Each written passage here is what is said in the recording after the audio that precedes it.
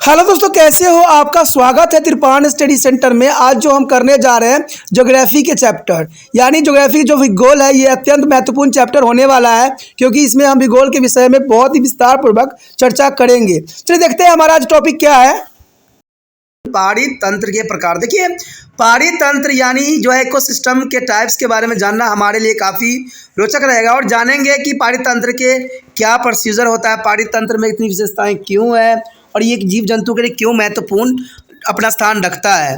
तो पहाड़ी तंत्र के प्रकार के विषय में अगर हम चर्चा करें तो साफ कर देता है कि विभिन्न आधारों पर पहाड़ी तंत्र को जो विविध प्रकारों में वर्गीकृत किया जा सकता है। ठीक है, यानी विविध पहाड़ी तंत्र के विविध प्रकारों में वर्गीकृत करना स्वाभाविक बात रहती है। और सबसे अधिक प्रयोग किए जाने वाले और जो है असामान्य वर्गीकरण का आधार आवासी होता है। देखिए, बहुत बात इंपॉर्टेंट रखता है कि सबसे अधिक प्रयोग किए जाने वाला और आसान वर्गीकरण का आधार जो है आवास, किस क्षेत्र में जो है जीव जंतु रहते हैं और इनका क्या विशेष स्थान होती है। ठीक है, इस वर्गीकरण का मत यह है कि प्रत्येक आवास एक विशेष जो है भौतिक पर्यावरणीय दशाओं को दर्शाता है।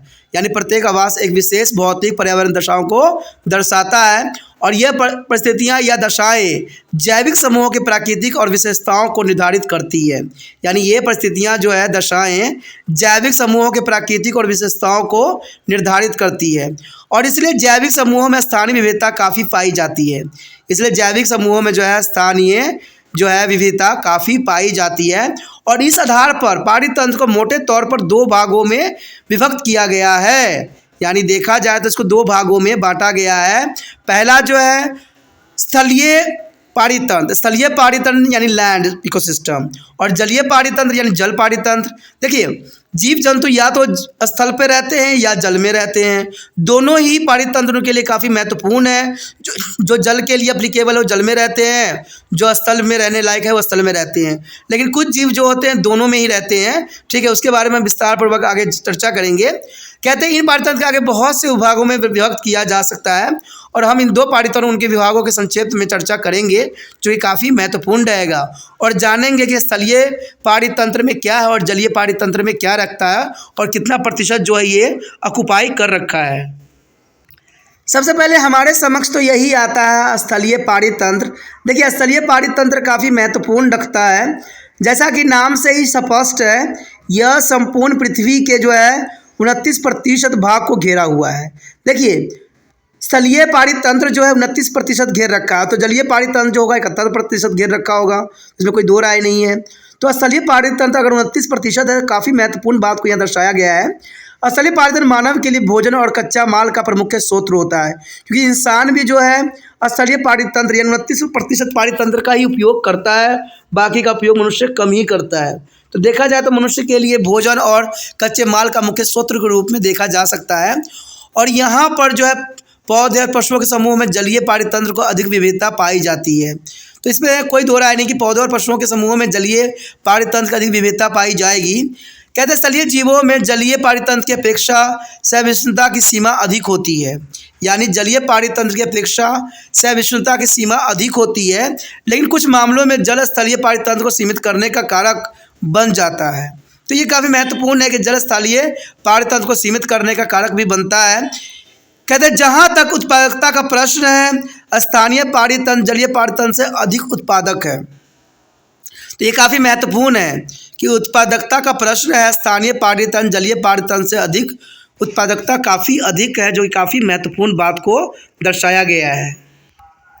कहते हैं ऊपर दी गई चर्चा जो है स्थलीय और जलीय पहाड़ी तंत्र के बीच की तुलना भी है, लेकिन स्थलीय पहाड़ी तंत्र की भौतिक अवस्थाओं और जैविक समूहों पर उसकी प्रक्रिया में और भी विविधता देखने को मिलता है, और इसलिए स्थलीय पहाड़ी तंत्र को विभिन्न उपभागों में विभक्त किया गया है। इसके प्रमुख उपविभाग है उच्च भूमियाँ, यानी उच्च भूमियाँ अगर देखा जाए इसको हम पर्वतीय पहाड़ी तंत्र के नाम से भी जान सकते हैं।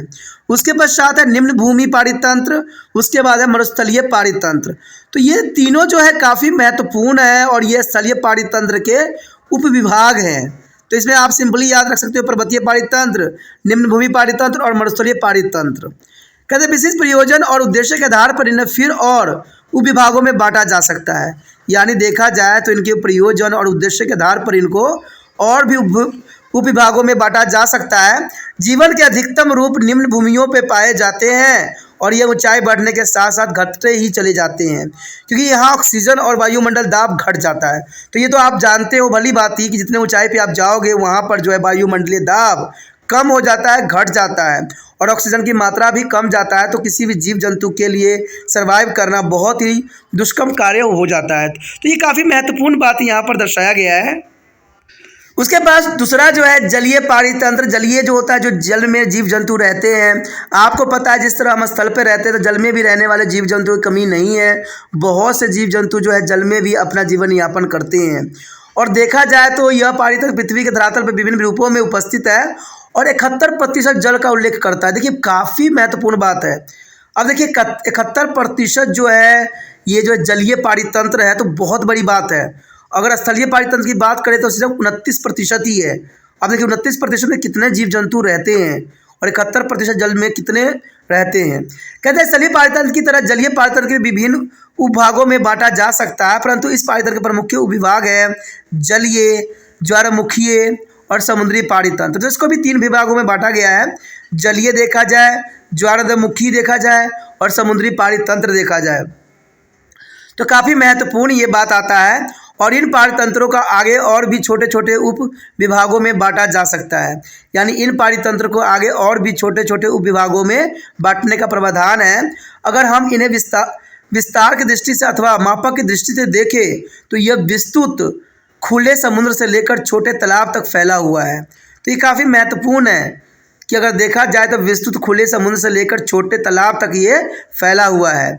जलीय पारितंत्र के विभिन्न प्रकारों के अंदर विभिन्नताएं मुख्य रूप से अजैविक कारकों के से संबंधित होती है। तो ये काफ़ी महत्वपूर्ण है कि जलीय पारितंत्र के विभिन्न प्रकारों के अंदर विभिन्नता मुख्य रूप से जो है अजैविक कारकों से संबंधित है। लेकिन इन पारितंत्र में रहने वाले जैविक समूहों में भी काफ़ी विभिन्नता मिलती है। लेकिन अगर पारितंत्र के रहने वाले जैविक समूहों में भी काफ़ी विभिन्नता देखने को मिल सकता है। जैसे कि पहले भी चर्चा किया जा चुका है कि जलीय पारितंत्र की सीमा रेखा बनाने वाला कारक जल की वह गहराई है जहां तक प्रकाश प्रवेश कर सकता है। तो ये काफ़ी महत्वपूर्ण बात आता है कि जलीय पारितंत्र की सीमा रेखा बनाने वाला जो है कारक जल की वह गहराई है जहां पर प्रकाश प्रवेश कर सकता है, यानी जहां तक प्रकाश जो है जाता है। पोषकों की उपलब्धता और विघटित ऑक्सीजन का जो है संकेंद्रक अन्य कारक हो सकते हैं। यानी जो है पोषकों की उपलब्धता और विघटित ऑक्सीजन का संकेंद्रक अन्य कारक हो सकते हैं। अगर हम इन सब कारकों का ध्यान में रखें तो यह पता चलता है कि ज्वारमुखीय पारितंत्र जलीय पारितंत्र में सबसे अधिक उत्पादक है। समुद्री पारितंत्र में उथले महाद्वीपीय मगन तट जो है खुले समुद्र की अपेक्षा अधिक उत्पादक है। हालांकि खुले समुद्र क्षेत्र के अनुसार सबसे अधिक विस्तृत है। यह स्थलीय पारितंत्र में जो है मरुस्थलों की भांति सबसे कम उत्पादक प्रदान करता है, जो कि काफ़ी महत्वपूर्ण यहाँ पर बात को दर्शाया गया है। एक अन्य पहलू जो जलीय पारितंत्र में जीवन की विविधता को निर्धारित करता है वो है जीवों के अनुकूलशीलता। यानी जीव जो होते हैं अनुकूलशील होते हैं और कुछ जीव अनन्य रूप से जल में ही रहते हैं, जैसे मछली, जबकि कुछ जीवों की जो है प्राकृतिक जलस्थलीय है। कुछ महत्वपूर्ण जलीय जीव है जैसे मेढक, मगरमच्छ, दरियाई घोड़ा और जलीय पक्षियों की विभिन्न प्रजाति। आगे जल में भी कुछ जीव या तो जो है केवल मीठे जल में ही रहते हैं या खारे जल में, और कुछ जीव मीठे और खारे जल दोनों में ही रहते हैं। तो कहते हैं जैसे जीव होते हैं, जैसे उनकी संरचना होती है, उसी प्रकार जो है उनका जीवन भी निर्भर करता है। हिल्सा मछली जो है अंतिम प्रकार का उदाहरण है। ठीक है, हिल्सा मछली जो है अंतिम प्रकार का उदाहरण है। एरिनोडम्स और जेकोटोडम्स केवल खारे पानी में ही रहते हैं, जबकि बहुत से प्रकार की मछलियां जैसे रेहू, कतला और अधिक केवल जो है मीठे जल में ही पाए जाते हैं। तो आप समझ सकते हो कि डिफरेंट टाइप के जीव जंतु जो है डिफरेंट टाइप के जो है प्रवेश में रहते हैं, जो कि काफ़ी महत्वपूर्ण बात को यहाँ दर्शाया गया है। दोस्तों ये टॉपिक काफ़ी महत्वपूर्ण था, काफ़ी ज़रूरी था। हमने इकोसिस्टम के टाइप्स के बारे में विस्तार पूर्वक चर्चा किया और जानने की कोशिश किया कि इकोसिस्टम क्या था और इसका क्या यहाँ पर अपना अर्थ रखता है। तो ये टॉपिक कई मायने में महत्वपूर्ण था हर एक क्लास के बच्चों के लिए। अगर आपको ये टॉपिक समझ में अच्छे से आ गया है तो लाइक शेयर सब्सक्राइब जरूर कीजिए। जितना हो सके ये जो है अपने दोस्तों के साथ वीडियो को शेयर कीजिए, जिससे उनको भी इसका फ़ायदा पहुंच सके। ठीक है, अगर पहली बार वीडियो देख रहे थे तो चैनल को सब्सक्राइब करके अपने मोबाइल में सेव कर लीजिए, तभी जो है आपको आने वाला वीडियो का नोटिफिकेशन प्राप्त हो सकेगा। ठीक है, क्योंकि आपको पता ही है कि त्रिपाण स्टडी सेंटर जो है 8th क्लास से लेकर जो है MA क्लास तक बच्चों के लिए वीडियो जो है यहाँ उपलब्ध है। सब्सक्राइब करके रखोगे तभी जो है वीडियो का नोटिफिकेशन प्राप्त होता रहेगा।